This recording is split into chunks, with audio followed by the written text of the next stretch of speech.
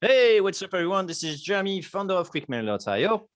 And this is Jack, Chief Lead Generation Officer at salesbread.com. Welcome to 2022. Yeah, woohoo! It's gonna be a good one. Well, last year was amazing. I hope this one will be too. Yeah. So let's start it off on the right foot. We are going to cover what, Jeremy, right now? The things to avoid in 2022. We are fed up, probably too strong a word, but we have enough of like simple mistakes.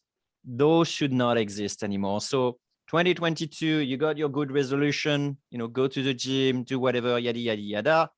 Make sure you apply that to cold email. So can we actually make that I don't get some of the things that Jack and I will say in my inbox as cold email in 2022? That would be a brilliant year.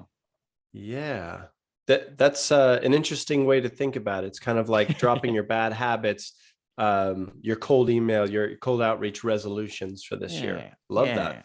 Yeah. Okay.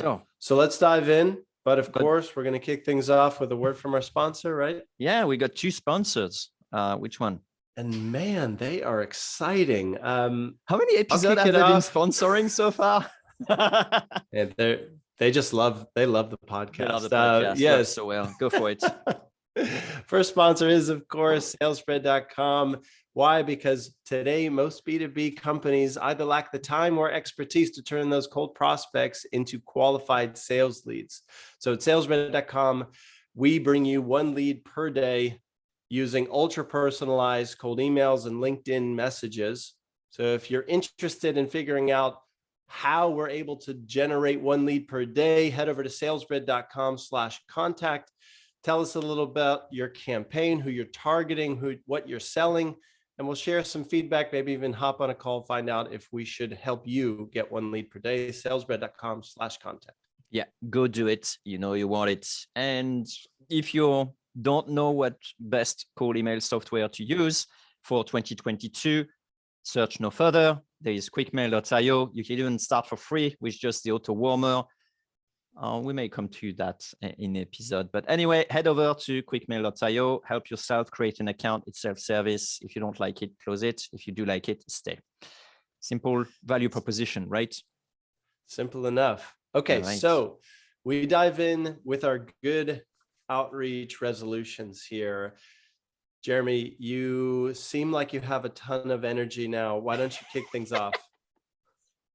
All right. I'm always getting a lot of energy and pumped when something bothers me, which is odd, but that's how it is. So one thing that really goes under my skin is people giving me information I already have in the email. And that's a very simple one, which is my name is X. I see it. It's mentioned on your email in two places where it is and your signature. That's enough. You don't need to repeat it in the email. And man, still making this mistake. It's terrible. Like it brings zero value to me. And so it really gets under my skin. Don't do that. Okay, so crystal clear in 2022, stop writing, hi, something, my name is blank and I work at blank. Exactly. Or I am the blank at blank. Yes. Right. Okay. You will make us a favor. Delete it. Delete that line and your email will be a little better. Yeah. These, all right. Make the world a favor. I like that. Or at least your inbox and my inbox. That's right. And your prospects inbox. Okay. What about next? What I want to make sure that you avoid in 2022 is going to your AI personalization tool and just grabbing whatever it writes for your cold email or your LinkedIn message, whatever, and putting it there. Because right now, chances are without any human editing, that's probably going to sound a little weird. Maybe it's going to start the conversation off on the wrong foot. So at least right now, don't let that AI personalization tool run wild and get to impact your campaign in a way that's probably not how you would want it. Take a little bit of time and clean it up.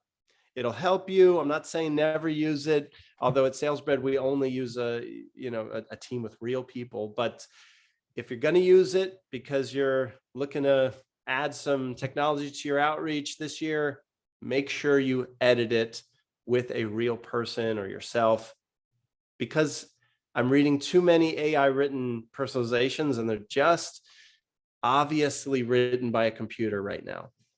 Right. And that's not good. Zeros and ones. That's not good. Right. No, Yeah.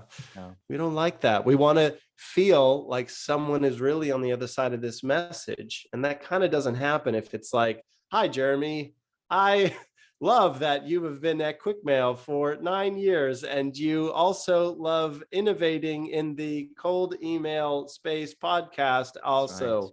Thank you. I thank you. Thank you. It's a lot of hit and miss, really. Unless you're a roller coaster enthusiast, I would stay away from it, right? Stay away from it. All right, what's next on your not to-do list? For me, on my not to-do list is I'm fed up of bump emails that are bump emails, right? Find something else. Like, it's just like, did you read my email? Did you receive my email? I want to follow up on my previous email. It's like, mind, just don't refer it and then just go straight with something interesting or of value to me, instead of just mentioning like, remember 2 days ago you decided not to reply to my email, so I'm gonna go back on top of your mailbox and ask again. It doesn't work. Just stop doing it. It's over. That's a great point. But for whatever reason, that trend has persisted, but not in 2022. That's the year where it stops. Exactly. So if you want to do a bump email, do it nicely, do it properly, bring something new on the table, and don't mention you already reached out, right? This is a simple thing. I know it's like human nature. You want to give some context, but stop doing that. It actually harms you. So that's my fine 2022. I like it. You're fired up. This is good. Moving along. My next tip is a quick and simple one. It's 2022. You should be using an auto warmer. Don't queue up a campaign without one right now. There's not a good reason not to. Without going into too much detail, because we do have episodes that cover a lot on the auto warmer. What is it? How is it helping deliverability? But the point is, if you want to catch up to others that are figuring out deliverability using, or I should say with the help of auto warmers, just join that pack, right? If you can't beat them, join them. And I don't see a good reason why you wouldn't start doing this. So something to avoid, kind of doing the outreach the old school way with either no warm up or a little bit of manual warm up and hoping it works out. No warm up. Let's try it. Pew, pew. That's what I need. Yeah. What did I want to say? Yeah. And if for example, you don't want to pay for auto warmer, well, just go to QuickMail.io. We got one. It's for free. You can just go ahead and use it. There's no excuse in 2022 not to warm up your inbox before using it. And actually, even while using it, like it's too easy for people to just warm it up and ignore it and stop it. And then after that, it's like, for the deliverability. Yeah, I think that's so it will sustain your deliverability. That's a myth, right? I might even add to this recommendation is avoid turning off that auto warmer when you're starting your campaign. You turn it on for a month or two and you leave. Don't do that anymore. You shouldn't. The data tells us keep that thing turned on and you'll be happier and probably richer because of it. So yeah, like I mentioned, there's no cost associated to it. Just go do it. There's no reason not to. You want it. Well, we should be clear. There are tools that charge money for it, but there's not a great reason to do that route. So I will encourage everyone to check out that free QuickMail tool. It's nice that it's available and it works just like you want it to. Okay, Jeremy, what's next? Cool. My next one is how should I phrase it? When you send me an email, and if I finish the email, I don't know what to do because of a super weak call to action or no call to action. Like if I have to figure out like what you want me to do next, it's like you lost me already, right? So I would say be clear about what you want at the end of the email.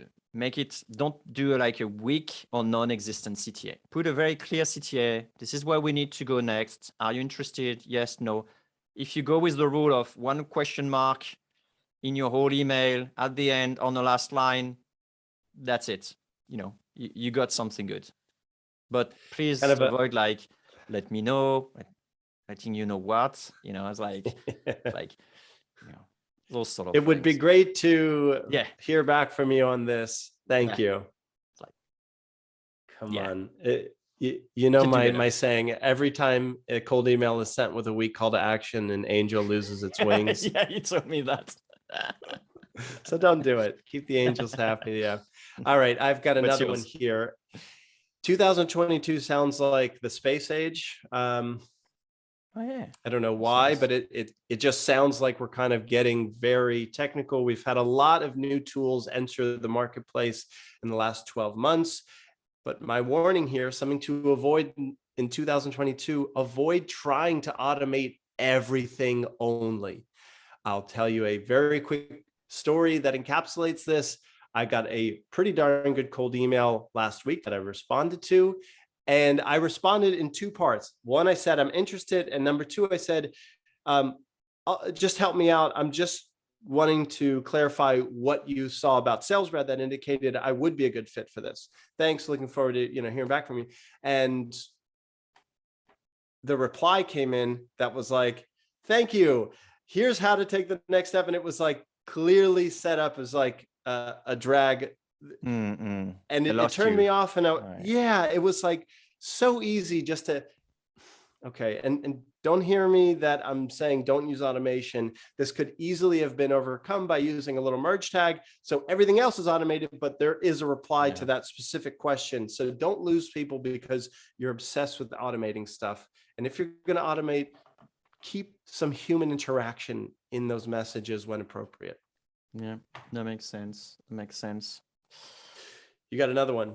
I do have two more actually. Okay. We could stay the whole night, talking about thing that really gets. But I would say this one, if everyone was following this, so next year, please, well, this year actually, 2022, please spend time thinking about what's in it for the recipient. It's all too easy, and to say like, hey, we are the best, we do X, we do that.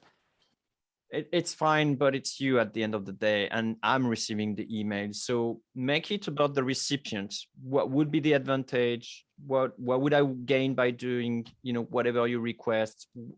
What's in it for me? It's simple. It sounds selfish, but at the end of the day, that's why you're sending me an email. It's not for you. It's for helping someone else, ideally. So frame it that way. Usually, sometimes it's just a frame issue. It's not necessarily the message that is wrong. Right. So could we reword this tactic to avoid and say, how would you sweeten the deal when you sit down to write cold emails, perhaps? Or is it? It's more like I would look at all the I'm using when I'm writing the email. We. And it's like ignoring completely the recipient. And it's like, it's all cool talking about ourselves. We like that. But at the end of the day, we're sending an email to someone else than ourselves. So frame it in the other person's shoes, or be in their shoes and receive the email. And that's right. Is that email for you, or is it someone just trying to sell themselves? Yeah. So in the course that's over at course.quickmail.io, we talk about writer-focused emails and reader-focused emails. So if this kind of piques your curiosity, head over to course.quickmail.io. That's just one of the many copywriting tips and tactics that we cover in both of our copywriting modules. That'll take a couple hours each to get through, but you'll kind of know the way that we approach cold email copywriting after those two modules. So worth checking out for sure. Okay. This is my biggest, but how did you refer to them? PV or like, what was it, the word? Like, I don't know, maybe it's English. No, I know it's like, let's just call it a real pain because I'm lacking this word here. But look, it's really clear. It's stop thinking about your campaign in terms of volume and instead focus on in terms of leads generated. So in 2022, it would be great if no one said this to me. Jack, I really just want to figure out how to get, X number of prospects contacted. I mean, that's what I got to do to hit our sales numbers, right? No, that's not right, because it assumes your reply rate is static and your open rate is static and your leads Positive per email reply. send is exactly. You're forgetting that if you tip that the other way, if you say, all right, instead of how do we send 2,000 prospects messages each month, if you tipped it around and said, how do we generate 40 qualified either leads or calls each month? Yeah. Technically speaking, you could achieve that by reaching out to 40 individuals if you had a 100% positive reply rate, or 80 individuals if you had a 50, or 160 if you had a 25%. So you actually don't need to focus on volume. In fact, I think that clouds a lot of the decisions that go into building a great campaign in 2022. So just figure out how you can make X people reply with interest and talk with you from this campaign, and let that dictate how many you actually need to send to. Because a lot of times you get much more interesting discussions when you say, all right, how do we just get 40 people excited about what we're doing this month? It's much different than where do we find another 2,000 prospects that we can blast to that only 15% will open and 2% will reply to. It's like, stop doing that. I hear you, man. Sometime it's you get back to the mentality of this episode where we talk about like every email is $10. What do you do next? Right. Right. I do see that getting better with QuickMail. Like, in the past, 2020, there was a lot about, how can I send as much volume as I can? This year, I don't have that too much, so I'm pretty pleased. But you're right, people could focus on how can I double my reply rate? How can I get my targeting better? How can I get my positive reply rate getting? How can I double my open rate? Double my open rate, yeah. Yeah, if you go from 20 to 40%, your replies are automatically going to double. Your positive replies automatically double, and So okay, I got one last one. You have one last one? Okay, cool. I have one last one as well. All right, great. So my last one will be, I wish like in 2022, I don't have to say to people they have to use an email verification tool. Bounces of more than 10% is just not okay, no matter how you look at it. So, good resolution of the year, use a email verification tool. And if you don't want to get like another subscription or whatever, just purchase credits in QuickMail and use that. Otherwise, I would recommend Never Bounce. They're good. They work well. They're cheap. Well, not that cheap, but it's good. So I would use that. It's worth it for what you get. Yes, definitely. You pay for good data, that's for sure. Okay. I will round out this episode with my final tactic to avoid. If this describes how you prospect, please take note. If you ever find yourself saying, okay, I'm going to find some prospects that I could sell, I don't know, my yellow tea product to, whatever. And so you head over naturally to Sales Navigator. Oh, you got yellow tea. And you say, okay, so I want to find people that run software companies. Yeah, that'll be a great target for me. And so you go into the industry tab in Sales Navigator, you type in computer software, and then you go into job title and you type in founder, CEO, and you press go, and you're like, great, here's my prospects for the quarter or whatever. Yeah, please don't do that. Please don't do that. Please don't do that. Why, Jack? Why not? These are software founders. What's the problem? The problem is you need to get far more granular on the type of companies that are on this list. It turns out that LinkedIn Sales Navigator is famous for having very broad and sometimes inaccurate industry tags on each company. So I strongly recommend using a completely different tool. Approach. You could even use, Clutch or Crunchbase or even Google search results depending what you're looking for, in order to inform that sales nav search. So you may care more about what kind of product they're selling, if they've released several versions of this product in a year, if they have a product manager on their staff, if they just got funded, if someone famous just endorsed it. Like, there's so many indicators, signals that will make your targeting very effective. And yet in 2021 and before, it was all too common just to hope Sales Nav showed you the right people. But moving forward, we're not going to do that. Instead, find the right companies with like a serious laser focus on how they look just like your paying customers, and then put them in one by one at Sales Nav, and then find those CEOs or founders. Please, it's going to make a huge difference. Sometimes we go in and just do this one change to a campaign, and it dramatically moves things around in the right direction. So no more lazy targeting. Why people just come and, you know, and see you. Yeah, they do, but it's just at everyone's fingertips if you're just willing to you know, do the legwork for it. And I think it's so important. Let's do that in 2022, people. Got it. All right. So, you know, hopefully 2022 will be as good as we just described. And at the end of the year, we'll do a recap and then see if that happened. That's right. And in the meantime, sorry, I must say that, you know, in the last, you know, we started like 2014. I started in 2014 for me, not the podcast. Yeah. The shift in mentality has been tremendous. So it could well be that everything we're saying here, we're going to get them by the end of the year. I'll be happy. That's honestly. true. Better call email. You know, that's very true. And it's funny. I don't know if you've heard me talk about this, but the first time I even heard about cold email, Jeremy, I was in San Diego, and I went to like an email marketing meetup, right? And somebody I was talking to, I think it was 2014. It was before you and I met. They said, hey, you know, you're an email copywriter.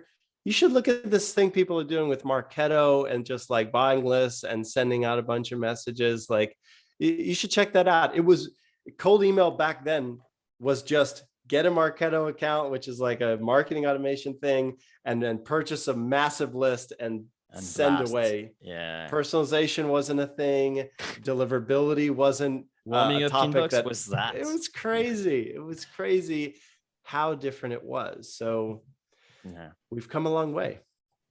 All right. So you wanted to say a last thing? That was my last thing. I'm good. It's time to have a good Q1 now. All right. Let's everyone get back to work, and let's crush it in 2022. Yes, sir. All right, Jeremy. Thank you. Take care. Bye, Jack.